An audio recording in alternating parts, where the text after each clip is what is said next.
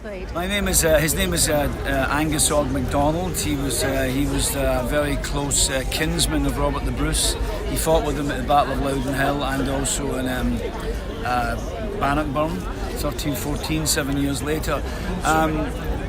He was a lord in his own right. He was a lord of the Isles. He was a sort of he was a king in his own right of the lands. The MacDonald clan is arguably, if not the largest clan in Scotland, and he was a very sort of compassionate, down-to-earth individual, or that is the sort of the interpretation that I've sort of came up with. Well, I'm just playing Robert Bruce's dad, Robert Senior, who was quite a political character, a great friend of Edward's, lifelong friends and things. And Edward turns in the family eventually. Did you know much about this particular era of Scottish history before the film? Yes. I thought you were going to say that. And No, do you it's know a wonderful more about part, it now? Yes, I learnt a great deal about it.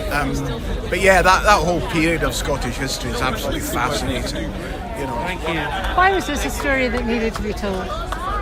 I think the story of Robert the Bruce is entangled in mythology. It's entangled in legend. It's entangled in some sort of fictional misinterpretations of him, and it feels like it's important to tell the real story of Robert as close as you can, and that's what we try to do. We spent 6 years developing the script and honing down a certain period of his life.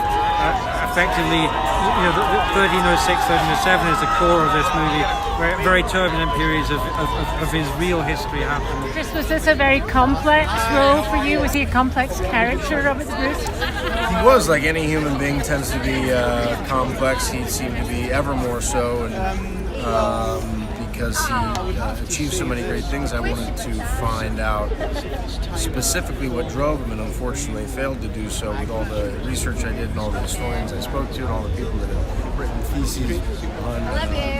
Do you feel you know him better now? No. He is continually a nebulous fellow in my mind, and I think most historians would agree or agree to disagree. There's some that say that he was a really very modern politician, a very scheming Machiavellian mind who was biding his time after the death of Wallace for the correct time to strike the British. There's other evidence that he supported the English at many times, but for instance, he would send troops and the troops would never show up, or he would send physical supports and they would somehow get lost. So he seems to me to be a very tricky fellow. You enjoy doing the filming? Yeah.